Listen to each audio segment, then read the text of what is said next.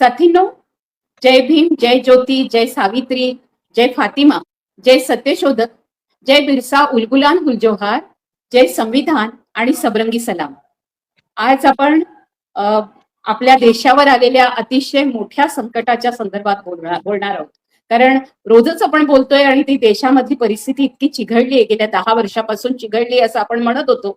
पण 1995 पासून आपल्या देशामध्ये जे खाजगीकरणाचं, उदारीकरणाचं आणि वैश्वीकरणाचं वारं आलं, तेव्हापासून ज्या लोकांनी अतिशय कंबर कसून लोकांना सांगायला सुरुवात केली होती, विशेषतः शेतकऱ्यांचे, कामगारांचे, मजुरांचे, श्रमिकांचे, सगळ्यांचे आणि वंचितांचे जे हाल होणार आहेत, जे उत्पादक आहेत या देशातले, त्या उत्पादकांना साधं त्यांच्या शेतीसाठी असेल, त्यांच्या शेतीतल्या अवजारांसाठी असेल, कशाहीसाठी कुठलीही सबसिडी नाही, कुठल्याही प्रकारची मदत सरकारने दिलेली नाही. आणि वरून मात्र अशा प्रकारची जी धोरणं आली खाऊज्यासारखी, याच्यामुळे होणारं नुकसान याच्याबद्दल लोक बोलत होते. आणि त्याच्यामध्ये बोलणाऱ्या एका अतिशय महत्वाच्या नेत्यांबरोबर ते शेतकरी संघटनेचे नेते म्हणून तुम्हाला परिचित आहेतच, अशा विजय जावंदिया यांच्याशी आज आपण बोलणार आहोत.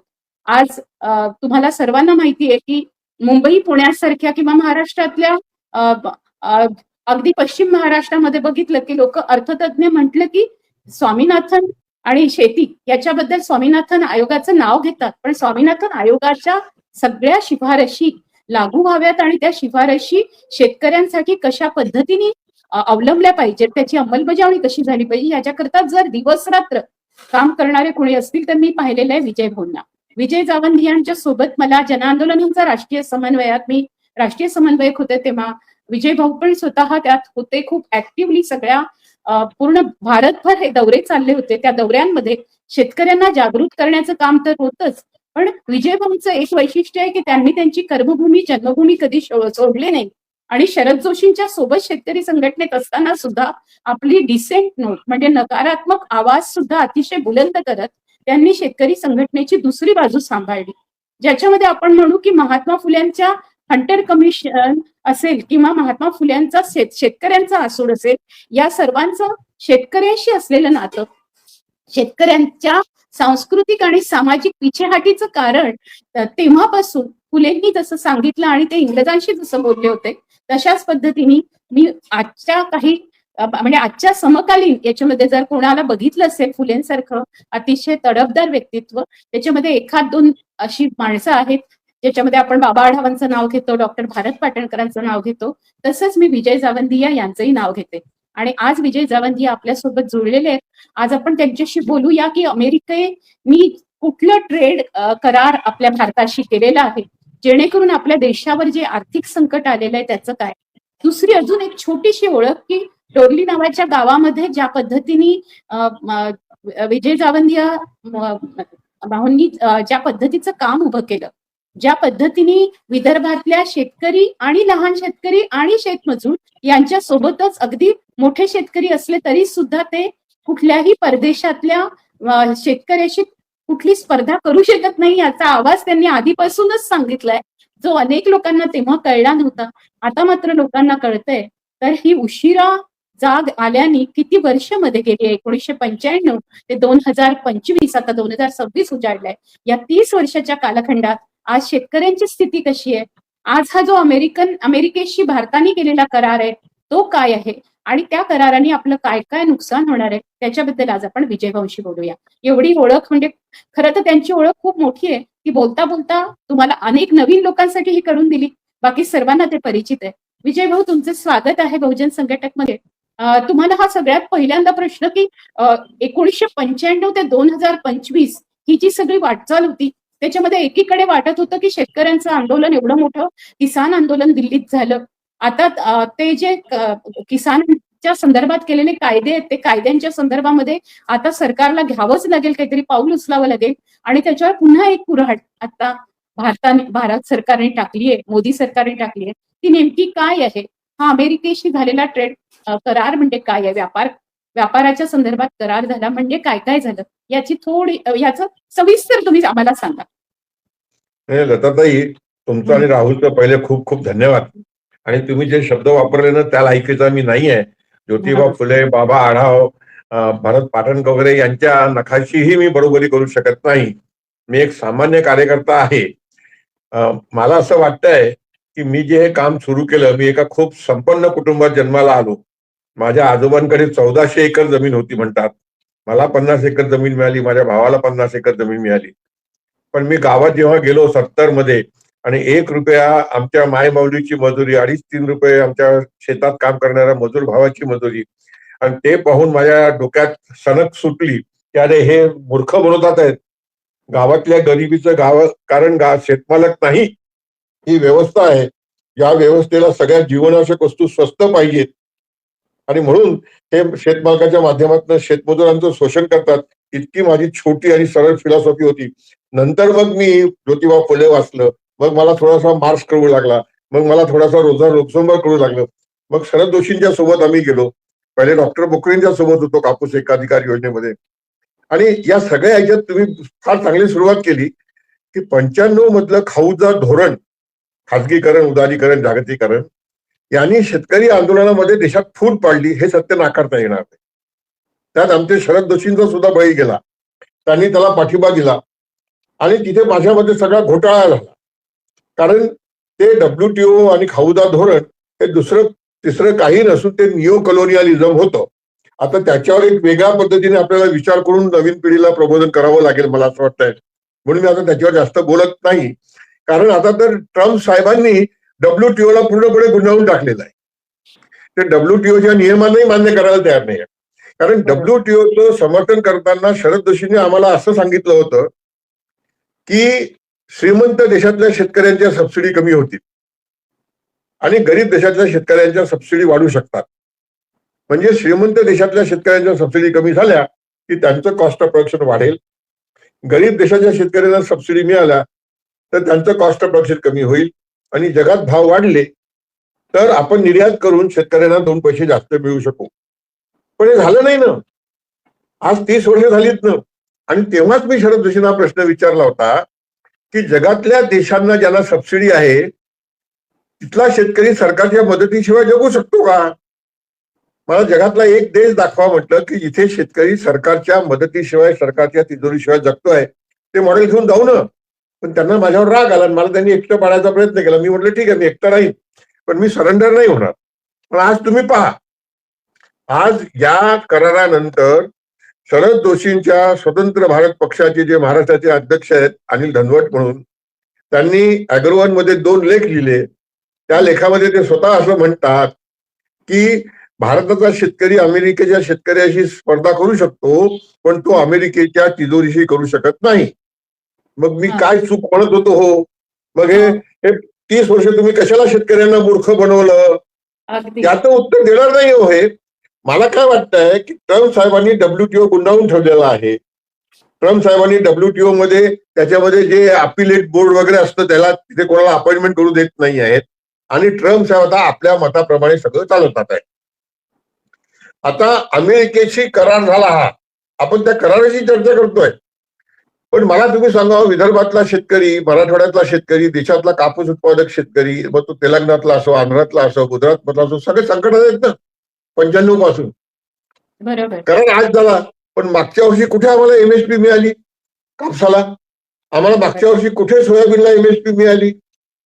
याच्यावर कोणीच बोलत नाही. ना काँग्रेस बोलत, ना डावे पक्ष बोलतात. काय कारण आहे याचं? याचं कारण आहे की अमेरिकेच्या शेतकऱ्यांना ज्या सबसिडी आहेत त्या सबसिडी कमी झाल्याच नाहीत. ते आपल्या सबसिडीच्या भरोशावर जगात स्वस्त सोयाबीन लागतात, जगात स्वस्त कापूस लागतात, जगात स्वस्त मका लागतात, ते गहू विकू शकतात स्वस्तात. त्याचा सगळा शेतमाल जगात स्वस्त होतो, मग आपण कसं काय जगणार आहे हो? म्हणून मला काय वाटतंय की ही चर्चा जी करतोय ना आपण, ही चर्चा पूर्ण करायला पाहिजे. तुम्ही जो ज्योतिबा फुलांचाही उल्लेख केला ना, तो खरंच अत्यंत महत्वाचा आहे आता या चर्चेच्या संदर्भात सुद्धा. मी ते सांगेन नंतर. पण ट्रम्प साहेबांशी आपण काय करार केला ज्याला मोदी म्हणतात? म्हणजे मोदींनी, मला आठवतं मी त्या कार्यक्रमात होतो, स्वामीनाथनांचं 100 वर्षाचं कार्यक्रम होता, शतकी यांच्या जन्मदिवसाचं, उसामध्ये दिल्लीला. त्या कार्यक्रमाचे चीफ गेस्ट होते नरेंद्र मोदी साहेब. मी हॉलमध्ये बसून पहिल्यांदा त्यांचं भाषण ऐकलं. तिथे म्हणतात की मेरा व्यक्तिगत नुकसान भी हो गया तो मैं किसी के सामने नहीं झुकूंगा, भारत के किसानों के लिए मैं एक भक्कम दीवाल बन के खडा रहूंगा, हे त्यांनी लाल किल्ल्यावर सुद्धा म्हटलं होतं. मग आता कापसावरचा तर आयात शून्य करून टाकला होता, आता पुन्हा लावला, आता पुन्हा शून्य. काय नाटकं सुरू आहेत ही, काय करतात हे. मी एक उदाहरण देतो. अनेकांना मी प्रश्न विचारला की मागच्या वर्षी कापसाला एमएसपी नाही मिळाली, सोयाबीनला एमएसपी नाही मिळाली. मागच्या वर्षी तर करार झाला नव्हता ना, याचं कारण काय आहे? ते कारण नाही सांगणार आहे कोणी. ताई मी तुम्हाला सांगतो, 3 वर्षापूर्वी आम्हाला कापूस उत्पादकांना 10,000 9,000 रुपये क्विंटल कापसाचा भाव मिळाला. मोदीच प्रधानमंत्री होते ना. बरोबर. मग का मिळालं? आणि आज मोदी प्रधानमंत्री आहेत, काय 7,000 7,500 रुपये नाही पर्यंत आम्हाला कापूस विकावा लागतोय? काय कारण आहे याचं कारण स्पष्ट असं आहे की जेव्हा आम्हाला 10,000 रुपये भाव मिळाला तेव्हा अमेरिकेच्या बाजारात 1 पौंड रुईचा भाव $1.70 होता. बरोबर. 1 लाख रुपये खंडी रुईचा भाव होता, म्हणून आम्हाला 10,000 रुपये 9,000 रुपये भाव मिळाला. आज अमेरिकेच्या बाजारात 70-72 सेंट 1 पौंड रुईचा भाव आहे, म्हणजे 45,000 ते 50,000 रुपये खंडी, म्हणजे अर्धे भाव झालेले आहेत. हो. म्हणून आम्हाला 7,000 7,500 रुपये भाव मिळतो आणि त्याच्यात रुपयाचं अवमूल्यन झालं म्हणून हे भाव मिळतात. किती कठीण आहे सामान्य शेतकऱ्याला हे समजणं. मी मोदींना पत्र लिहिलं की अमेरिकेत तेजी तर भारतात तेजी, अमेरिकेत मंदी तर भारतात मंदी. मग अमेरिका जर आमच्या देशातले शेतीमालाचे भाव ठरवणार असेल तर मग तुमची गरजच काय तुमच्या सरकारची आणि तुमच्या प्रधानमंत्री पदाची? मग याच्यामध्ये आपल्याला असं दिसतं का की ईस्ट इंडिया कंपनी सुद्धा म्हणजे आधी ते आले, मग त्यांनी सगळं बघितलं, मग त्यांनी शेतकऱ्यांच्या इथे तर त्यांनी सरळपणे संपूर्णतः अनेक देशांशी, याच्यामध्ये अनेक देश इन्व्हॉल्व आहेत असं आपण चित्र बघतो. या अनेकांशी जो करार केलाय त्याच्यामध्ये संपूर्ण देशांमध्ये या ट्रेड करारातून एक वेगळ्या प्रकारची गुलामी आणण्याचीच ही संपूर्ण सुरुवात आहे का? आणि ती जर असेल तर ती म्हणजे सुरुवात तर झालेलीच आहे ऑलरेडी, पण याला पूर्णपणे करारामध्ये सँक्शन देऊन टाकणं, सही करून टाकणं, याच्याने आपण काय काय आपण देणार आहोत. आणि हा नेमका मी आता तुमचं त्याच्यावरचं भाषण पण ऐकलं, त्याच्यामध्ये नेमके काय काय गोष्टी आहेत की ज्या सोयाबीन असेल, कापूस असेल, या सगळ्यांच्या याच्यावरचा जो जे भाव मिळत होता, जो आपण म्हणू की न्यूनतम समर्थन मूल्य सुद्धा मिळतंय का, पण जे काही मिळत होतं ते सुद्धा आता शेतकऱ्यांना मिळणार नाही, अशा प्रकारची स्थिती निर्माण झाली आहे, असा एक संपूर्णतः आवाज उठतोय. त्याच्याबद्दल तुम्ही आम्हाला समजावून सांगा, कारण हे डीडीजी काय आहे, डीडीजी जे म्हटलं जातं ते काय आहे ते पण समजावून सांगा. तुम्ही जे सांगितलं बरोबर, ही नवीन प्रकारची गुलामीच आहे जी WTOच्या माध्यमातून आली होती. आता ती आणखीन मजबूत होते आणि अमेरिका ती बेशरमपणे लागतोय. मी तुम्हाला या करारातलं एक वाक्य वाचून दाखवतो. या करारातलं एक वाक्य आहे, इंडिया विल एलिमिनेट और reduce tariff on all US industrial goods and A wide range of US food and agriculture products. म्हणजे इंडस्ट्रीमधनं सुद्धा आम्ही आणणार आहोत आणि ऍग्रिकल्चर मधनं सुद्धा सगळं घेणार आहोत. आता इथे प्रश्न असा निर्माण होतो, मग मोदींचं आत्मनिर्भर भारत कुठे गेलं? काय उत्तर आहे याचं? त्याच्या पुढे असं वाक्य आहे, तुम्ही जे DDGS म्हणतात, including dry distillery grains and sorghum, red sorghum for animal feeds, tree nuts, fresh and process fruits, soybean oil, wine, spirits and additional products. आता या ऍडिशनल प्रोडक्ट मध्ये काय काय येणार आहे?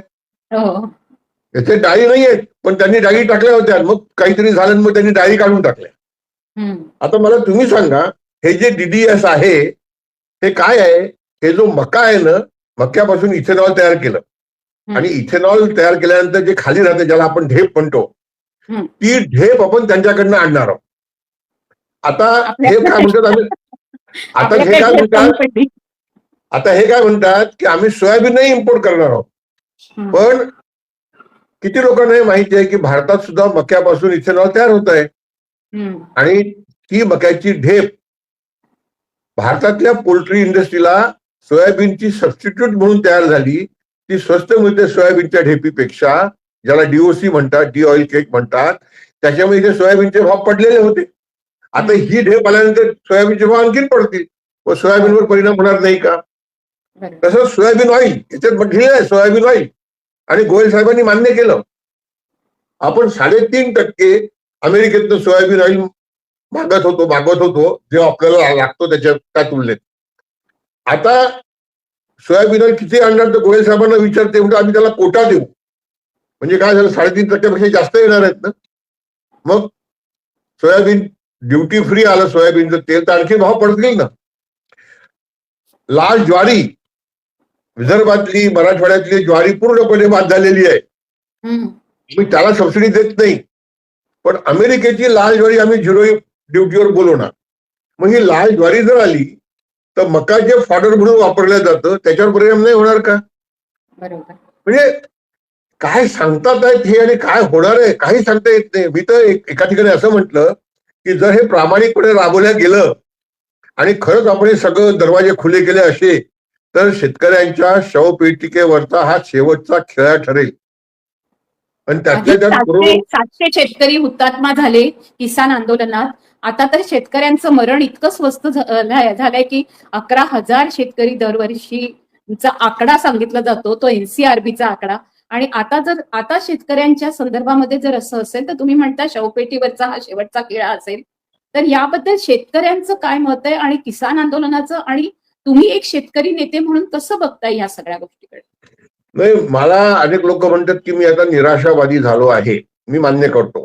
कारण काय आहे की इतकी भयानक परिस्थिती असूनही आता गावामध्ये चैतन्य राहिलेलं नाही.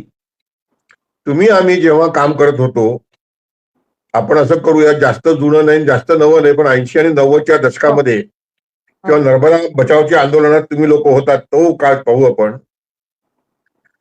त्यावेळेस काहीतरी गावात चैतन्य होतं आणि त्यावेळेस सरकारमध्ये किंवा विरोधी पक्षामध्ये जे काही होते ते तिथे काहीतरी नीतिमत्ता होती. आता तर काहीच नाही राहिलेलं हो. एक तर गावातले शेतकरी सगळे वाटण्या होऊन इतके लहान झालेले आहेत की 2 एकराचे 4 एकराचे 5 एकराचे 10 एकराचे शेतमालक झालेले आहेत. त्यांना आपलं कुटुंबच पोचता येत नाही ते काय समाजसेवा आणि समाजाचा विचार करणार होते.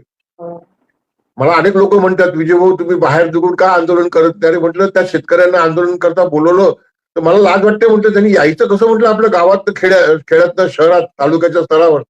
त्यांना एक दिवस यायचं म्हणजे खिशात 500 रुपयाची नोट लागते म्हटलं. त्यांचं कामही पडतं म्हटलं. आणि आमच्याजवळ तर काही मोदी सरकार सारखे किंवा राहुल गांधी सारखे पैसे नाही आहेत.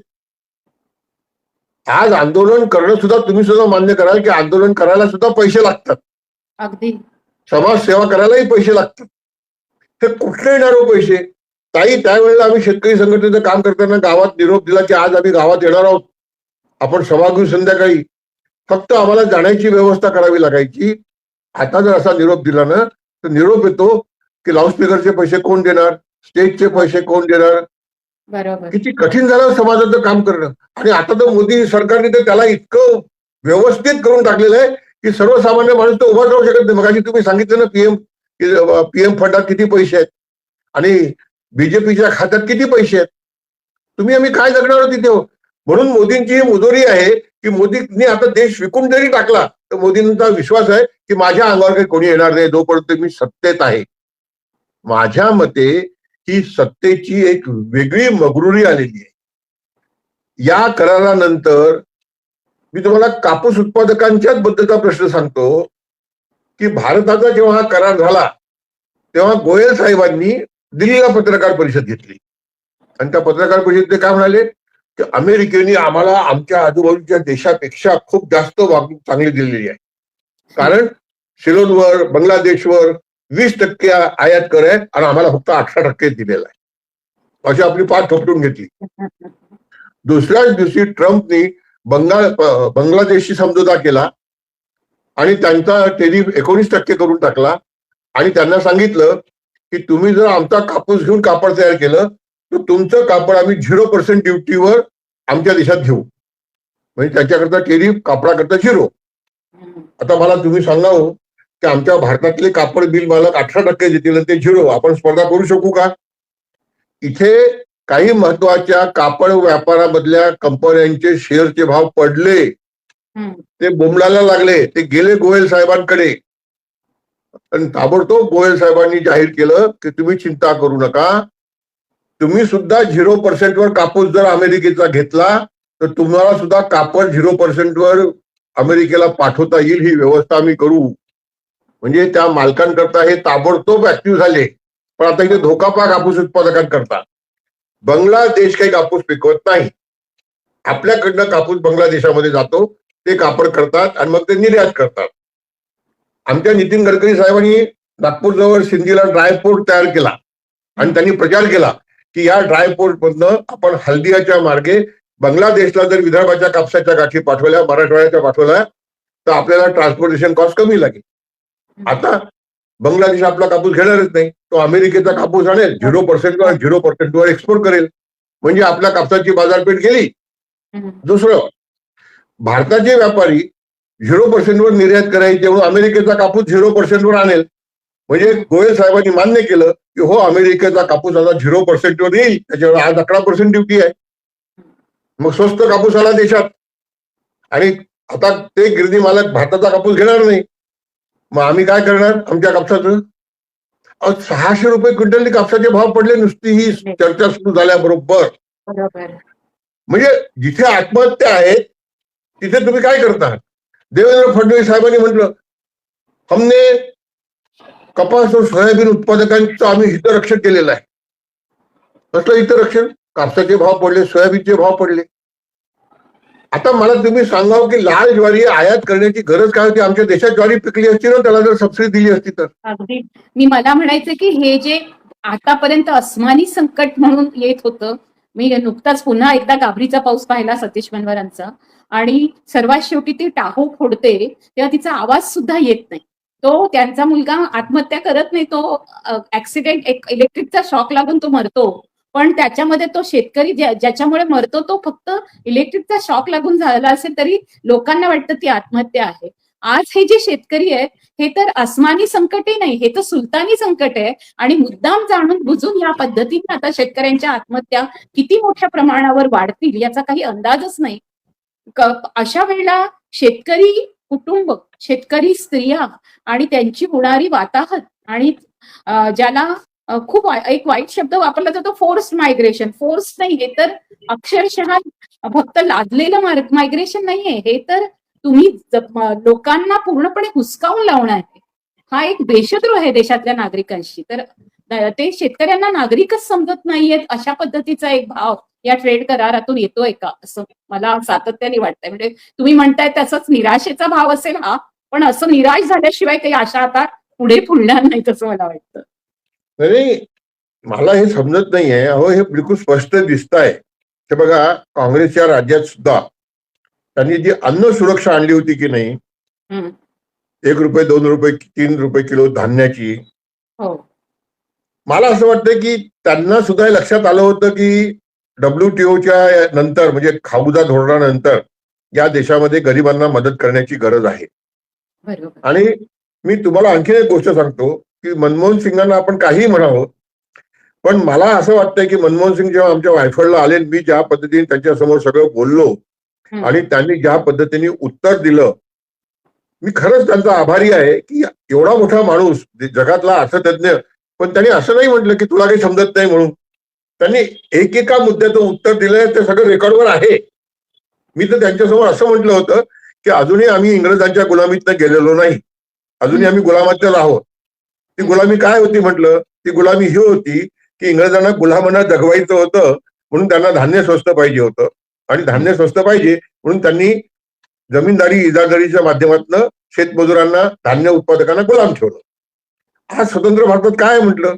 उद्योगाला मजूर स्वस्त पाहिजे म्हणून धान्य स्वस्त पाहिजे, आणि म्हणून धान्य उत्पादक गुलाम आहे. हे बरोबर आहे का? हो, त्यांनी त्याच्यावर पॉझिटिव्ह उत्तर दिलं, नाही नाही आप बोलते हो सही है, हमको कुछ करना पडेगा, मैं कृषी मूल्य आयोग के अध्यक्ष से जाके बात करता हूं. जरा विचार करा तुम्ही, हे सगळं रेकॉर्डवर आहे. आणि तुम्हाला सांगतो की त्या माणसाच्या लक्षात आलं होतं की ग्रामीण भागामध्ये पैशाचा प्रवाह जो वाढायला पाहिजे होता मुक्त अर्थव्यवस्थेनंतर, जो शहरात वाढला तो ग्रामीण भागात वाढला नाही. आणि म्हणून त्यांनी 3 महत्वाचे निर्णय घेतले, तिकडे मी तुम्हाला लक्ष देतो. एक, त्यांनी मनरेगा, ज्याच्यावर आज वाद सुरू आहे, ती त्यांनी राष्ट्रीय केली महाराष्ट्रात घेऊन जाऊन. ते पैसे पंप केले ग्रामीण भागामध्ये. त्यांनी 70,000 कोटी रुपयाची कर्जमाफी केली, पूर्ण देशाची, एका राज्याची नाही, पूर्ण देशाची, दिल्लीच्या तिजोरीतनं.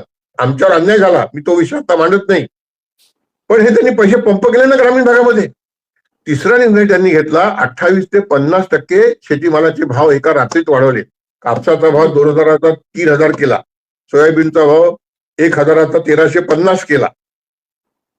मला काय वाटतंय, हे त्यांना UPA 2 मध्ये करता नाही आलं, कारण मग राहुल गांधी आणि सोनिया गांधींचं काहीतरी वेगळं झालं, त्यांच्याशी बिल असलं, त्यांनी त्याला फ्री हँड दिला नाही.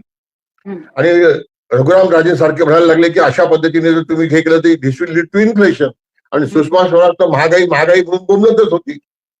या सगळ्या ह्याच्यात काय झालं की त्याचा फायदा मग मोदींनी 2014 मध्ये घेतला की मनमोहन सिंग सरकारचं धोरण मर जवान मर किसान आहे, आम्ही जय जवान जय किसान करू, सत्तेत येऊ, तुम्हाला 50% नफा जोडून स्वामीनाथन आयोगाप्रमाणे शेतीमालाला भाव देऊ, आणि मग ते नेहमीप्रमाणे जसं विचारले फिर किसान आत्महत्या क्यों करेगा, लोक म्हणे ते नाही करेगा नाही करेगा. सत्तेत आले ऍफिडेव्हिट दिलं की सुप्रीम कोर्टात त्यांनी मोदींनी की असे भाव देता येत नाही, मग किसानों की आमदानी दुगणी करेंगे, तेही केली नाही. मला काय वाटतंय, दुर्भाग्य कसं आहे आमच्याकडे आता शेतकरी आंदोलनच नाही, हे आपण पहिले मान्य करायला पाहिजे. पूर्ण देशात कुठेही शेतकरी आंदोलन नाही, ही माझी व्यथा आहे. आणि मुळात जिथे घाव घालायला पाहिजे तिथे घाव घालणारं राजकारण समाजकारण उरलेलंच नाहीये. आणि त्याच्यामुळे आज काय झालेलं आहे की अमेरिकेचा हा करार इतका उघड उघड दिसतोय की याच्यात शेतकरी जर असं प्रामाणिकपणे सगळं त्यांचा शेतमाल आला तर आपल्याला उत्पादन करायची गरजच काय मला समजत नाहीये. काल मी अशोक गुलाटींचं एक लेख वाचला इंडियन एक्सप्रेस मध्ये. अशोक गुलाटी हे कृषी मूल्य आयोगाचे अध्यक्ष राहिलेले आहेत. ते त्या लेखामध्ये लिहितात की आपण आपल्या देशातल्या शेतकऱ्यांनी एकरी उत्पादन वाढवलं पाहिजे, त्याच्याकरता सरकारने रिसर्च मध्ये इन्व्हेस्टमेंट करायला पाहिजे. आणि आपण जर उत्पादन वाढवलं नाही तर आपण स्पर्धा करू शकणार नाही. पण अशोक गुलाटी सारखे किंवा मुक्त अर्थव्यवस्था आणि तंत्रज्ञानाचं समर्थन करणारे आमचे शेतकरी संघटनेचे लोक सुद्धा हे विसरतात की अमेरिकेमध्ये तंत्रज्ञान आहे ना, GM टेक्नॉलॉजी ते आहे ना, सोयाबीनमध्ये, मक्यामध्ये, ज्वारीमध्ये, कापसामध्ये. तिथे एका एकरात आपल्यापेक्षा 3 पट 4 पट उत्पादनही होत आहे ना. तिथे 1,000, 1,500, 2,000, 5,000 एकराचे मोठे शेतकरी आहेत यांत्रिक शेती करणारे. मग हे सगळं असून सुद्धा सरकारच्या तिजोरीतनं त्यांना मदत का करावी लागते? त्याचं उत्तर काय यांच्याजवळ? पण ह्याच्यावर बोलणार नाही ते. आम्हाला सांगतील, आता शेतकरी संघटनेचे लोक शरद जोशींचे म्हणतात आम्हाला GM सोयाबीन द्या. अरे नुसतं GM सोयाबीन आलं तर तुम्ही स्पर्धा करू शकाल का त्यांच्या सबसिडीच्या भरोश्यावर? लताताई, आता ट्रम्पनी महिन्याभरापूर्वी चीनच्या व्यापार युद्धाला उत्तर देण्याकरता अमेरिकेच्या शेतकऱ्यांना $12 बिलियन ऍडिशनल सबसिडी दिलेली आहे. ऍडिशनल. आता मला तुम्ही सांगा, तुम्ही याची कशी काय स्पर्धा करणार आहात? या सबसिडीचं राजकारण आहे, या सबसिडीचं राजकारण तुम्ही अगदी सुरुवातीपासून हे कायम ठेवत आलात. आणि स्वामीनाथन आयोगाच्या शिफारशी आणि सबसिडी हा तुमचा सर्वात महत्वाचा अतिशय जिव्हाळ्याचा विषय राहिलाय. आता या वेळेला या सबसिडीचाच उपयोग करून आपल्याला काही करता येईल का? आंदोलनं तर ठप्प झाली आहेत. एकीकडे 3 जे अतिशय जुलमी कायदे आहेत त्याच्याबद्दलचं आंदोलन चाललं होतं. आता तर एकदम हा करारच येऊन गेलाय, म्हणजे त्या कायद्यांचंही त्याच्याबद्दलची पण लढाई पिछेहाट होणार आहे. अशा वेळेला तुम्ही जो म्हणताय तो मुद्दा कशा पद्धतीने लावून धरायला पाहिजे आणि सबसिडीच्या संदर्भामध्ये सरकारला कसं काय धारेवर धरता येऊ शकतं का? नाही, मी खूप दिवसापासून एक मागणी करतोय. मी काल 2-3 ठिकाणी बोलताना गोयल साहेबांनी आवाहनही केलं, ठीक आहे तुम्ही करार केला ना, पण कमीत कमी एवढं तर जाहीर करा की आम्ही आमच्या देशात कुठलाही शेतमाल MSPच्या कमी किमतीत येऊ देणार नाही. ही गोष्ट करायला काय हरकत आहे? बरोबर. आणि मी तुमच्या माहिती करता सांगतो, अहो शरद जोशी साहेबांनी VP सिंगांकरता जी कृषी नीती ड्राफ्ट केली होती ती त्यांनी 91 मध्ये स्वतःच प्रसिद्ध केली, कारण की VP सिंगांनी त्यांच्याकडे लक्ष दिलं नाही. त्या कृषी नीतीमध्ये सुद्धा शरद जोशींनी स्टेट इंटरव्हेन्शनची शिफारस केलेली आहे. आणि त्यांनी असं म्हटलेलं आहे की MSP पेक्षा 60% जास्त जर बाजारात भाव झाले तर आयात करायचा आणि MSP पेक्षा 40% कमी भाव झाले तर निर्यात करायची. म्हणजे इंटरव्हेन्शन मान्य केलं ना. मग तो माणूस 91 मध्ये डंकेलला बिल्ला लावण्याकरता कसा काय पुढे जातो. मला याच्यावर त्यांच्याबद्दल भयंकर आलं म्हणून मी त्यांना स्पष्टपणे म्हटलं की आता तुम्ही दिशाभूल करताय म्हटलं. मला असं वाटतंय की सरकारचा हस्तक्षेप हा शेतकरी हिताकरता होणं अत्यंत आवश्यक आहे. मी म्हणून अजून एक मागणी करतोय मोदी सरकारला की तुम्ही पाहत आहे इन्फ्रास्ट्रक्चर प्रत्येक बजेटमध्ये 12 ते 15 लाख कोटीचं ऍडिशनल कर्ज हे सरकार घेत आहे 12 वर्षापासून. 55 लाख कोटीचं कर्ज मनमोहन सिंग सोडून गेले देशावर. यांनी 200 लाख कोटीपेक्षा जास्त कर्ज करून टाकलं देशावर. आणि मस्त रस्ते, समृद्धी महामार्ग, चकाचक एअरपोर्ट, चकाचक रेल्वे स्टेशन, काय ती कोणती एक्सप्रेस ती बुलेट ट्रेन एक्सप्रेस पासून सगळ्या मेट्रो फास्ट सगळे आहे ना. हे सगळं म्हणजे इंडियाचा सुपर डुपर इंडिया करून टाकला. मी एक मागणी करतोय, मला वाटतं सगळ्या आपण लोकांनी याच्यावर विचार करावा की मोदी सरकारने मग आणखीन ऍडिशनल 15 लाख कोटीचं कर्ज घ्यावं दरवर्षी. आणि हे 15 लाख कोटी रुपये ग्रामीण भागात पंप करावे, मनरेगातनं, शेतीमालाच्या हमी भावातनं, गावाच्या रस्त्यांमध्ये, गावाच्या इरिगेशन मध्ये, गावाचे दवाखाने, गावाच्या शाळांमध्ये. आणि 10 वर्ष 15 लाख कोटी रुपये पंप करा बरं ग्रामीण भागामध्ये. आणि मग पहा बरं हा भारत खरंच स्वर्णभूमीचा भारत होतो की नाही होत म्हणून. पण कोण बोलणार हो हे. शहरीकरणाकरता सगळेजण येतात, पण ग्रामीण भागाकरता 5 किलो फुकट धान्य घे, 1500 रुपये लाडकी बहिणा घे, 6000 रुपये PM किसान सन्मान निधी घे. किती लोक काँग्रेस हा मुद्दा का उपस्थित करत नाही की 2019 मध्ये मोदी सरकार निवडणूक हारणार होती लोकसभेची, कारण 3 राज्यांमध्ये मोदी सरकार हरलं होतं विधानसभेमध्ये, मध्य प्रदेश, छत्तीसगड आणि राजस्थान. तेव्हा मोदींनी PM किसान सन्मान निधी 6000 रुपये सुरू केला. पण मग काश्मीर त्यांच्या मदतीला आलं, तिथे आमचे जवान शहीद झाले, मग त्याच्यात भांडवल करून ते निवडणुका जिंकले. हिंदू मुसलमान केल्याशिवाय ते निवडणुका जिंकतच नाही. पाक आणि भारत यांचं युद्ध केल्याशिवाय निवडणुका जिंकत नाही. चीनवर कधी लाल डोळा करत नाहीये. मला तुम्ही सांगा की 2019 मध्ये 6000 दिलेत, आज 2026 आहे. मी हे 6000चं महत्व याच्याकरता म्हणतो की डॉक्टर स्वामीनाथनांनी हा व्यापार करा WTOचा, आणि आता पुढे धोके काय याची आधीच ओळखलं असेल मला असं वाटतंय. त्यांनी फार्मर्स कमिशनच्या रिपोर्टमध्ये फक्त C2+50% MSP द्या हे नाही रिकमेंड केलेलं. त्यांनी हेही रिकमेंड केलेलं आहे की ज्याप्रमाणे श्रीमंत देश आपल्या शेतकऱ्यांच्या सबसिडी कमी करत नाही आणि ते ब्लू बॉक्स, अँबर बॉक्स आणि ग्रीन बॉक्सचा उपयोग करून आपल्या देशातल्या शेतकऱ्यांच्या सबसिडी कायम ठेवून वाढवत आहेत. भारताने जगातल्या गरीब देशांचं नेतृत्व करावं आणि WTO मध्ये लाईव्हलीहूड बॉक्सची मागणी करावी. आणि या लाईव्हलीहूड बॉक्समध्ये ज्या सबसिडी असतील त्याला कोणीही चॅलेंज करू शकणार नाही, जीवन जगण्याकरता दिलेली ही सबसिडी. मी हे मानतो की मोदींनी 6000 रुपये जे दिलेत ती जीवन जगण्याची सबसिडी मान्य, पण मग 2019ला 6000 आणि 2026लाही 6000. काय मोदीच्या ड्रायव्हरचा पगार 2019 मध्ये जो होता तोच आहे का? त्यांची हेलिकॉप्टर आणि त्यांच्या ड्रेसची, त्यांच्या एकेका ड्रेसची किंमत ही मोदींच्या प्रधानमंत्री शेतकऱ्याची किंमत, मोदींच्या प्रधानमंत्री कार्यालयाचा खर्च तेवढाच आहे का? गोयल साहेबांच्या ड्रायव्हरचा पगार तेवढाच आहे का 19 एवढा? त्यांच्या मंत्रालयाचा त्यांचा पगार तेवढाच आहे का? मग शेतकऱ्याला 6000 का कुठली तर्कसंगती आहे ही? पण मोदींना माहिती आहे की जे काही दिलं तेवढं देऊन निवडणुका जिंकता येतात. आणि तुम्ही निर्मला सीतारामनजींचं या बजेटमधलं भाषण ऐका, त्या सुरुवातीलाच म्हणतात की जनता हमारे साथ में है. जनता यांच्यासोबत काय आहे, का दिसतं यांना? कारण हे निवडणुका जिंकतात आहेत. अरे हो बाबा, तुम्ही जनतेला गुलाम करून टाकलेलं आहे, त्याला तुकडे टाकतात आहात आणि त्या तुकड्याच्या भरोशावर ते बिचारे जगायला मजबूर झालेले आहेत. आणि तुम्ही निवडणुका जिंकता म्हणून ढोल वाजवता आहात. हा काय देश उभा करण्याचा कार्यक्रम आहे का हो हा? परवा संसदेमध्ये राहुल गांधींनी पूर्णपणे हा मुद्दा उठवला आणि ते म्हणाले की हा संपूर्ण देश विकणारा करार आहे. निर्मला सीतारामन असतील, गोयल असतील, मोदी आणि शहा तर आहेतच, पण या सर्वांनी मिळून ज्या पद्धतीने रिझर्व्ह बँक गहाण ठेवणं, आज आज तशा अर्थाने तुम्ही म्हणालात तसं खरंच आहे. विश्व बँक असेल किंवा WTO असेल याचं काही अस्तित्वच राहिलं नाही. आज अतिशय मोठ्या प्रमाणावर संपूर्णतः फार वेगळ्याच प्रकारचे व्यापार आणि व्यवहार झालेले आहेत आणि आपल्या देशाने केलेले आहेत.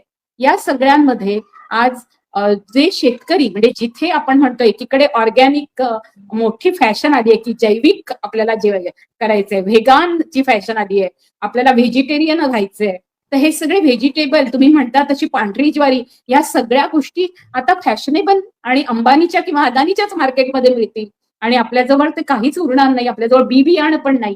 हे जे GMO आहे म्हणजे जेनेटिक मॉडिफाईड आणि आता त्यांनी मॉन्सेंटोला ज्या पद्धतीने संपूर्णतः सगळं देऊन टाकलंय आणि मॉन्सेंटो आता भारतामध्ये येणार आहे, याच्याबद्दल याच कराराच्या अंतर्गत असं माझ्या वाचनात आलं. त्याच्याबद्दल थोडंसं तुम्ही सगळ्यांना सांगा, कारण हे इतकं भयावह चित्र आहे की मॉन्सेंटोनी आतापर्यंत आपल्याकडे फक्त बियाणं येत होतं, पण आता मॉन्सेंटो स्वतःच उतरणार आहे असं चित्र आहे. तर मॉन्सॅन्टो कंपनीने तर सगळी आपली कंपनी विकून टाकली बायरला. पहिले हे समजून घेतलं पाहिजे. बायर बरोबर, बायर बायर नाही आता, बायरला विकून टाकल्याने. बरोबर, बायरला विकलंय आणि माझं काय बायर होतंय, मी जेनेटिकली मॉडिफाईडचा विरोध करत नाही. मी मान्य करतो की ठीक आहे, आणा टेक्नॉलॉजी, पण ती टेक्नॉलॉजी अशी आणली पाहिजे की शेतकरी आपलं बियाणं स्वतः वापरू शकला पाहिजे. आमच्याकडे GM कॉटन आलं. मी सतत मागणी करतोय आणि मनमोहन सिंगांच्या कार्यकाळामध्ये स्वामीनाथनांची मदत घेऊन आम्ही एक straight line BT कॉटनची variety Bikaneri Darma सरकारला रिलीज करायला लावली होती. हे अनेकांना माहित नाही लताजी की अमेरिकेत संकरित कापूस नाही आहे. अमेरिकेत सरळ वाणच आहे. अमेरिकेतला शेतकरी एका एकरात 10 पाऊंड म्हणजे 5 किलो सरकी बी पेरतो. एका एकरात 35,000 40,000 झाडं असतात. प्रत्येक झाडावर 5-6 बोंड येऊ देतात. ही सगळी बोंड एका वेळेला फुटतात आणि ते सगळं मशीननी वेचतात. आमच्या देशामध्ये संकरित कापूस बियाणं का, हा माझा प्रश्न होता. मी डॉक्टर स्वामीनाथनशी यावर बोललो. मग त्यांनी नागपूरला कापूस रिसर्च सेंटरचे त्यावेळेस डॉक्टर क्रांती होते, त्यांच्याशी चर्चा केली आणि ते बिकानेर आलं. पण मग कंपन्यांनी दबाव टाकून ते मागे घेतलं. मी मोदी सरकारशी पत्रव्यवहार केला. अरे पाकिस्ताननी सरळ वाण दिलाय, म्हटलं आम्ही का देत नाही? पाकिस्तान जर करू शकतं तर आम्ही का करू शकतो? आम्ही काय त्या मॉन्सॅन्टोचे बाहेरचे गुलाम आहोत का? मला मोदी सरकारच्या कृषी मंत्रालयातनं सेक्रेटरीचं पत्र आलं. सिराज हुसेन तेव्हा सेक्रेटरी होते. आपण करू शकतो, मग करा ना. अजून नाही सरळ वाण. कारण काय आहे? कारण आमच्या देशात आम्हाला शेतकऱ्यांचं भलं करायचंच नाही. अहो मी तुम्हाला सांगतो लता ताई, ऑर्गॅनिक म्हणतात ना, मी म्हणतो ना, कारण की यांच्याही याच्यात आहेत ना. त्या पालेकरला यांनी पद्मश्री दिली ना झिरो बजेटची. तेव्हा मी निर्मला सीतारामनला म्हटलं, पत्र टाकलं मी तेव्हा, की तुम्ही असं करा ना, एक फतवा काढा दिल्लीवरनं, या देशातले सगळे रासायनिक खताचे आणि कीटकनाशकाचे कारखाने बंद करून टाका. आमचे बापदादा त्याच्याशिवाय शेती करत होते ना. मग पाहू ना काय होतं 140 कोटी लोकांचं. आज काय झालेलं आहे शेतकऱ्यांमध्ये?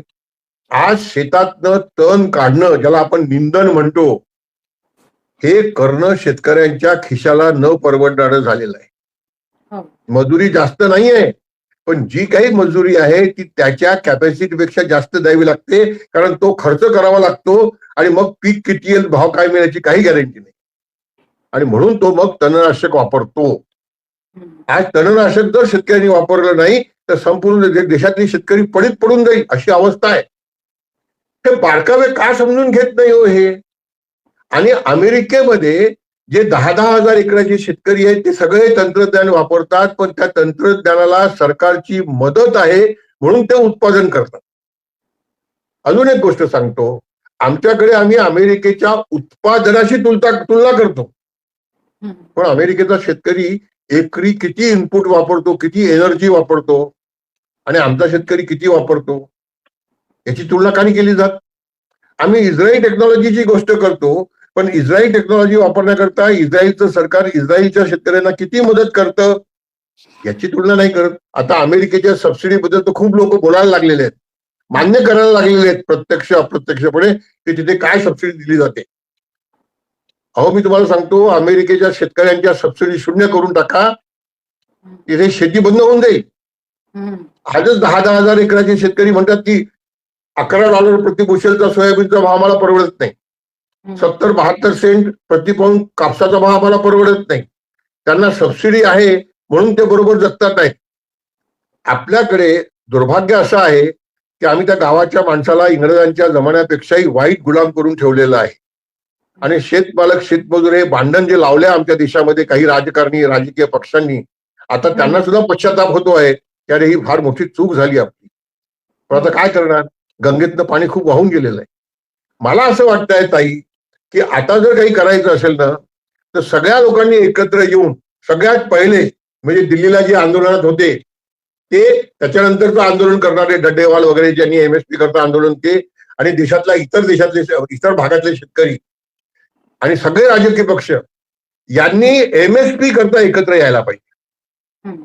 की जी काही एमएसपी सरकार जाहीर करतं ती एमएसपी देण्याची जबाबदारी सरकारची आहे, ती व्यापाऱ्यांची नाही.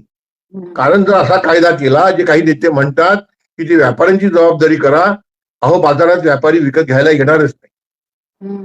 मी त्या राकेश टिकेटशी बोललो, क्या बात करते मैंने कहा पिछले साल मैंने मेरी गर्मी में पैदा की हुई ज्वार 1600 रुपए में बेची जबकि 3200 रुपए एमएसपी है, और ऐसा कानून अगर किया रहता तो वो व्यापारी खरीदने कोई नहीं आते, तो फिर मैंने 1600 रुपए में बेची, वो भी नहीं बेच पाता. मैं क्या करता हूँ ज्वार को, 6 महीने में ज्वार में कीड़े लग जाते. हम्म. म्हणून मला काय वाटतं लताताई की खूप गंभीरपणे हा विचार करण्याची गरज आहे. आणि मी सतत असं म्हणतोय की आमच्या देशामध्ये महागाईची व्याख्या करण्याची गरज आहे. हम्म. गहू तांदूळ साखर तेल याचे भाव वाढले म्हणजे महागाई. हम्म. शिक्षण महाग, स्वास्थ्य महाग, ट्रान्सपोर्टेशन महाग, पेट्रोल डिझेल महाग, ही महागाई नाही आहे. कोणी फेअर अँड लवलीचे भाव वाढलेत तर त्याच्याबद्दल कोणी बोलत नाही. म्हणून मला काय वाटतं की औषधांचे भाव वाढले तरी लोक त्याच्यासाठी ते द्यायला तयार आहेत. ते जेनेरिक मेडिसिनसाठी नाही पण प्रायव्हेट दवाखान्यांसाठी द्यायला तयार आहेत. पण शेतकऱ्यांसाठी अजिबातच काहीही दिलं जात नाही. मला इथेच माझा खूप मोठा प्रश्न हा आहे की त्यांनी लाडकी बहीण केलं असेल, त्यांनी एकल बायकांसाठी काहीतरी द्यायचंय अशी आमिष दिली असतील, पण जवळपास 11,000 शेतकरी जर आत्महत्या करतात आहे तर 11,000 स्त्रिया विधवा आहेत, 11,000 स्त्रिया एकल आहेत. या एकल स्त्रियांच्या संदर्भामधल्या कुठल्या अशा तरतुदी, कुठल्या अशा शिफारशी आहेत? मला तर खूप मजा काय वाटते की एवढं महिला किसान आंदोलन वगैरे सुरू आहे आणि त्याचे नेटवर्क बनले, त्याच्या एनजीओज बनलेत आणि भविष्य पेरणाऱ्या बायका म्हणायला लागलेत, पण त्यांच्यापैकी कुणाचं एक स्टेटमेंट सुद्धा नाही आलेलं ज्या क्षणी हा ट्रेड झाला. जसं तुम्ही आता बायरचं नाव घेतलं तर मोन्सॅन्टोचं बायर झालं म्हणजे मला एकदम आठवण आली एनरॉनच्या वेळची. बेक्तेल आणि या सगळ्या कंपन्या आणि एनरॉन नाव घेऊन ते आपल्याकडे आले पण तिथे बेक्तेल होती. तर अशा पद्धतीने तिकडे सगळ्या कंपन्यांचे व्यवहार झाले असतात आणि तिथे तोट्यात चालणाऱ्या कंपन्या आपल्याकडे बरोबर आणल्या जातात आणि आपल्यावर ते राज्य करतात. हा सगळा त्यांचा जो पॅटर्न आहे तो पॅटर्न आपल्याला सगळ्यांना माहिती झालेला आहे जे आपण त्याच्या विरोधामध्ये लढत आहोत. मग अशा वेळेला स्त्रियांवर येणारं हे जे संकट आहे, मी तुम्हाला याच्याकरता विचारते की शेतकरी संघटना ही एकमेव संघटना तशा अर्थाने पूर्ण भारतामध्ये अशी होती की जिथे स्त्रियांचं नेतृत्व उभं राहिलं, शेतकरी स्त्री म्हणून तिला ओळखलं जाऊ लागलं. अशा वेळेला ह्या स्त्रियांच्या संदर्भामध्ये कुठल्या प्रकारे त्यांनी पुढे आलं पाहिजे आणि आपल्या एमएसपी साठी पण, सबसिडीसाठी पण आणि नवऱ्याच्या मृत्यूनंतर, भावाच्या मृत्यूनंतर, वडिलांच्या मृत्यूनंतर घरावर येणारं सगळं संकट ती कशी पेलते आणि कशी झेलते, या सगळ्याच्या संदर्भात आपण काय दिशा द्यायला पाहिजे असं तुम्हाला वाटतं? नाही ताई, तुम्ही फार छान मुद्दा घेतलेला आहे. पण बघा मोदीजी ही सगळी जी इंग्रजांची नीती होती म्हणतात ना, फूट पाळाने राज्य करा, ती बरोबर अंमलात आणतात आहे ना. आता 1500 रुपये लाडकी बहीण दिल्यानंतर या 11,000 महिला सगळ्यात गौण झाल्या ना. थोडा विचार करा ना. हा मी तुम्हाला सांगतो, मी एक मुद्दा खूप सगळ्या संस्थांमध्ये मी मांडलेला आहे, या महिला संघटनांमध्ये मांडलेला आहे, मी एनजीओच्या महिला संघटनांमध्ये मांडलेला आहे. मला तुम्ही सांगा हो की संघटित महिलांना 26 आठवड्याची प्रेग्नन्सी लिव्ह मिळते ना 2 बाळंतपणा करता. माझी मागणी अशी होती की असंघटित आमच्या माय माऊलीला, शेतात काम करणाऱ्या, रस्त्यावर माती गुटीचं काम करणाऱ्या माय माऊलीला, तिला का नाही 26 आठवड्याची पगारी सुट्टी? आणि मनरेगाची जी मजुरी आहे ती 26 आठवड्याची तिच्या जनधन खात्यामध्ये जमा करा ना. हम्म. मी सगळीकडे ही मांडणी केली. सगळेजण म्हणतात हो तुमचं म्हणणं बरोबर आहे बरोबर, याच्याकरता आंदोलन करायला कोणी साधत येत नाही. हम्म. मला काय वाटतंय की आणि राजकीय पक्ष सुद्धा कुठे सिरियस आहे? काँग्रेस घ्या, डावे घ्या, उजवे घ्या, कोण सिरियस आहे याच्यावर हो? म्हणून मला काय वाटतं आमच्या देशामध्ये मूलभूत प्रश्न जे आहेत ना ते प्रश्न घेऊन ज्या पद्धतीने काम करायला पाहिजे, ज्या पद्धतीने ज्योतिबा फुल्यांनी शेतकऱ्यांच्या आसूडमध्ये ग्रामीण भागातलं चित्रण केलेलं आहे ते किती लोकांनी गंभीरपणे घेतलेलं आहे हो. ज्योतिबा फुल्यांच्या नावाने राजकारण करणारे माळी नेते सुद्धा त्याला प्रामाणिक आहे का असं जर विचारलं तर मग मला शिवाय देतील ते माझ्या जातीवर, ती जातीने मारवाडी आहे म्हणून. पण मी मला ते तुम्हाला सांगतो तुम्ही बोलतात आहे तर ते एकच गोष्ट आठवली म्हणजे तुमच्या सोबतीने मी खूप गावं जेव्हा फिरले काही ठिकाणी आणि मी आता नुकतीच जेव्हा जाऊन आले 3 वर्षापूर्वीची गोष्ट आहे, तेव्हा मी यवतमाळच्याच भागामध्ये सगळीकडे फिरत होते. तेव्हा माझ्या असं लक्षात आलं की या ज्या सगळ्या स्त्रिया आहेत त्या संघटित होत आहेत, त्या म्हणतायत, पण त्यांच्या हातातून रोजगार हमी पण काढून टाकलेली आहे. तिथेही त्या मजुरी करू शकत नाहीये. अशा सगळ्या परिस्थितीमध्ये जातीचा जो प्रश्न आहे तर मी त्यामध्ये पाहणी केली तर जाती मला काय दिसल्या तर तुम्ही म्हणालात तसं फुलेवादी जेवढ्या संघटना आहेत, फुले शाहू आंबेडकरवादी म्हणणाऱ्यांनी हा प्रश्न खूप मोठ्या प्रमाणावर घेतला पाहिजे. कारण जेवढे शेतकरी आत्महत्या करतात आहे ते सगळे ओबीसी आहेत हे माझ्या लक्षात आलं.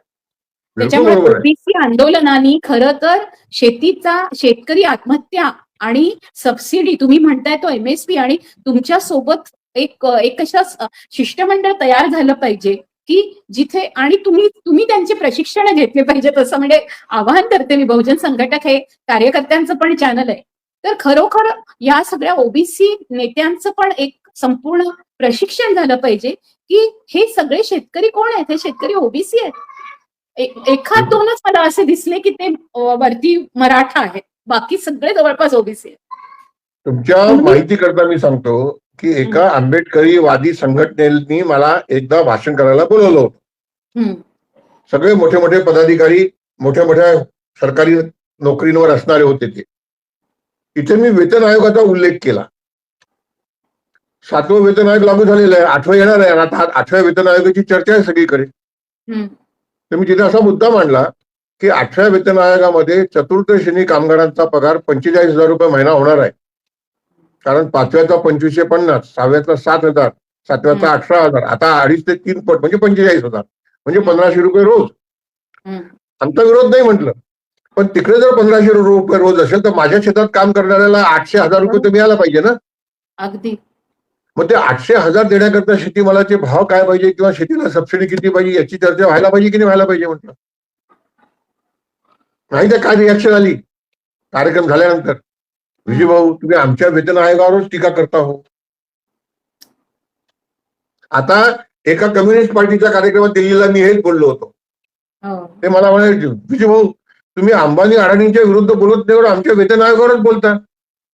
तर मी त्यांना काय उत्तर दिलं, आपल्या महाराष्ट्रातले ते कम्युनिस्ट पार्टीचे मोठे नेते होते, त्यांना मी म्हणालो साहेब तुम्ही तुमच्या सगळ्या नोकरदारांचा पगार हा पाहणं म्हटलं कुठे कुठे बांधून ठेवलेला आहे. ऑलरेडी त्यांचे सगळे इन्स्टॉलमेंटमध्ये, कारमध्ये इन्स्टॉलमेंट, फ्रीजमध्ये इन्स्टॉलमेंट, मायक्रोवन मध्ये इन्स्टॉलमेंट, पोरी करता स्कूटी घेतली तिथे सगळं बांधून गेलेलं आहे म्हटलं तिकडे सगळं. आणि हे पैसे चालले कोणाकडे म्हटलं? अंबानी अडाणीकडे नाही जातात म्हटलं हे पैसे. बरोबर. मग तर म्हटलं तुम्हीच तर म्हटलं त्यांची घरं भरताय, त्यांची तिजोरी भरताय म्हटलं. मग ते काहीच बोलले नाही. दुर्भाग्य आहे हो हे की आम्ही काय आहे. मला एका माणसाने खूप छान सांगितलं होतं, आपल्या देशात काय आहे, लोक एक तर डोक्याने विचार करतात नाही तर खिशाने विचार करतात, या हृदयापासून विचार करत नाही. श्रमावर इंटेलेक्च्युअल प्रॉपर्टी राईट तुम्ही जो मुद्दा मांडताय ना तो खूप महत्वाचा मला वाटतोय. मग ह्याला वेतन आयोग करावा का? मी कायमच विचारत आले तुम्हाला. हे मनमोहन सिंगांसमोर बोललेलो आहे, रेकॉर्डवर आहे की मनमोहन सिंगजी तुम्ही 6वं वेतन आयोग जेव्हा लागू कराल तेव्हा 6व्या वेतन आयोगा एवढं वेतन नाही, पण त्या तुलनेत आमच्या गावातल्या शेतमजूर भावा बहिणींचं वेतन वाढवा. ते वेतन हिशाबात घेऊन कृषी मूल्य आयोगाला भाव जाहीर करायला सांगा. ते भाव म्हटलं मार्केट इकॉनॉमीमध्ये मिळणार नाही, त्याच्याकरता स्टेट इंटरव्हेन्शनची गरज लागेल. शेतकऱ्यांना कसं काय? म्हणजे शेतमजुरांना तर मिळेल पण शेतकऱ्यांना सबसिडी किंवा हे नाही मिळाल्याशिवाय सांगतो किंवा ना, अपेक्षित हे नसतं. नाही, ही मजुरी हिशेबात घेऊन शेतीमालाचे भाव ठरवले पाहिजेत.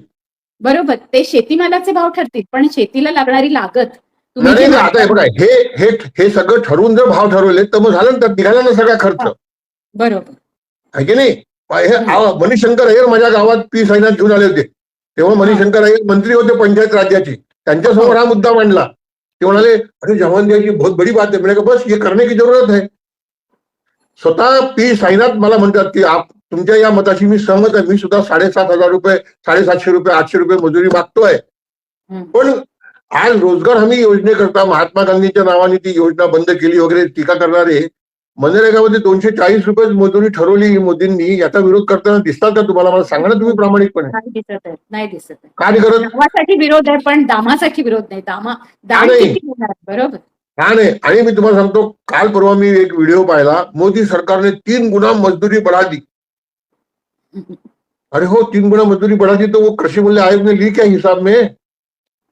काही फार गंभीरपणे विचार करण्याची गरज आहे. आज गावातल्या तरुण पोराला पोरगी मिळत नाही. ही गोष्ट आम्ही मनमोहन सिंगांसमोर मांडली, त्यावेळेला माझ्या शेतात काम करणाऱ्या माझ्या एका सहकार्याची मुलगी ती म्हणाली मनमोहन सिंगांना की 10वीत आहे, 12वी झाली की माझं लग्न होईल, मला शेती करणाऱ्या मुलाशी लग्न करायचं नाही. तुम्ही औरंगाबादला पाहिलं असेल, मुलांनी मोर्चा काढला होता गुंडाळे बांधून की पोरगी देता का, पोरगी देता का. आम्ही शेतकरी संघटनेच्या मंचावर म्हणायचो, साहेबांची पोरगी काय म्हणते, शेतकरी नवरा नाही म्हणते. आज अशी परिस्थिती आहे, शेतकऱ्याची पोरगी काय म्हणते, शेतकरी नवरा नाही म्हणते. सामाजिक केवढे प्रश्न निर्माण झालेले आहेत. हो, 40 वर्षाची पोरं गावात लग्न झाली नाही म्हणून तशीच आहेत. मला असं वाटतंय की जर गंभीरपणे आम्ही याचा विचार नाही केला आणि अशा पद्धतीने जर चालवलं तर मला तर इंग्रजांपेक्षाही भयंकर गुलामी या देशात आलेली आहे हे म्हणायला मला काहीच लाज वाटत नाही. आणि दुसरी गोष्ट तुम्हाला सांगतो, मी एका 15 ऑगस्टच्या भारतात एका गावात बोललो होतो की रिटायर माणसं गावात राहतात, पण आता अशी वेळ येणार आहे म्हटलं की फक्त मेंटली रिटायर माणसंच गावात राहू शकतील. पण त्याला काही आता जास्त दिवस राहिलेले नाहीयेत. महात्मा गांधींनी म्हटलं होतं गावांकडे चला. त्यांना असं वाटलं होतं की स्वतंत्र भारतामध्ये गोऱ्या इंग्रजाची कच्च्या मालाची लूट थांबेल. पण डॉक्टर बाबासाहेब आंबेडकरांनी ओळखलं होतं की विकास शहरांचा होणार आहे आणि शहरांच्या विकासाच्या जवळ जे राहतील त्यांचीच प्रगती होणार आहे. म्हणून बाबासाहेब आंबेडकरांनी म्हटलं होतं शहरांकडे चला. आज तुम्ही पहा, तुमच्या माझ्यासारखे जे शहरात आहेत ते सुखी आहेत आणि जे गावात आहेत, आपली माझी आई म्हणून जमिनीला कवटाळून बसलेले आहेत, ते सगळे रसातळाला चाललेले आहेत. इतकं सरळ आहे. आणि हा अमेरिकेचा करार म्हणून मी म्हणतो की त्या शवपेटिकेवरची शेवटची खीळ ठरणार आहे. याला लवकरात लवकर थांबवलं पाहिजे आणि मोदींना रामानी सद्बुद्धी दिली पाहिजे की या देशामध्ये MSP पेक्षा कोणताही शेतमाल कोणत्याही देशातनं येणार नाही हे स्पष्टपणे त्यांनी जाहीर केलं पाहिजे. अमेरिका 18% कर लावतो का, तर आम्ही अमेरिकेच्या शेतमालावर 18% कर लावू असं का म्हणत नाही? बरोबर. अमेरिका अगदी इथेच आपण थांबवूया, कारण आता पूर्ण 1 तास होत आलेला आहे आणि खरं तर तुमच्याशी हिंदीमध्ये पण बोलायचंय, कारण मला काही लोकांचे निरोप आलेत की आज मराठीत तुम्ही करताय पण हिंदीमध्ये जावंदियांशी आम्हाला ऐकायचंय त्यांना, आणि त्याच्यामुळे हा विषय पूर्णपणे आपण पुन्हा एकदा आणूया आणि हिंदीमध्ये पण लोकांसाठी ठेवूया.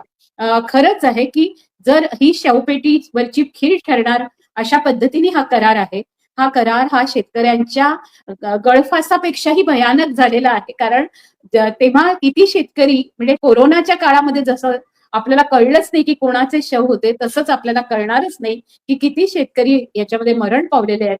आणि असा हा जो करार आहे, या कराराच्या विरोधात जर उभं राहायचं असेल तर विजय भाऊ म्हणतायत तसं आज आपल्याला सर्वांनाच वेगळ्या पद्धतीने MSP साठी सर्वांनी मिळून MSP साठी एकत्र येऊन न्यूनतम समर्थन मूल्यासाठी एकत्र येऊन लढाई लढावी लागणार आहे. हे न्यूनतम समर्थन मूल्य एखाद्या 5व्या किंवा 6व्या वेतन आयोगासारखं जर असलं तर शेतकऱ्याला त्याच्या मालाला, त्याच्या संपूर्ण याला किंमत मिळेल. ती किंमत मिळाली तर शेतमजुराला मजुरी 700 ते 800 रुपये मिळू शकते किमान. हा बोला विजय बाबा. नाही, तुम्ही आता जे म्हणालात ना, इथे डॉक्टर स्वामीनाथनांनी जेव्हा MSP C2+50% हे म्हटलं आहे ना, तर मी डॉक्टर स्वामीनाथनांना सरळ त्यांच्या माझा स्वभाव आहे की तोंडावरच बोलायचं, काही इकडे तिकडे बोलायचं नाही. मी त्यांना म्हटलं, डॉक्टर साहेब, तुम्ही जेव्हा ग्रीन रिव्होल्युशनचा प्रचार करायचे तेव्हा शेतकऱ्यांना उपदेश करायचे की एकरी उत्पादन वाढवा, एकरी उत्पादन वाढवा. आणि आता तुम्ही म्हणता की शेतकऱ्यांना शेतीमालाचा भाव मिळाला पाहिजे. हे कॉन्ट्रडिक्शन नाही का म्हटलं. माहिती त्यांनी काय उत्तर दिलं? ते म्हणाले, Jawandiya ji, that time I was talking about our national food security.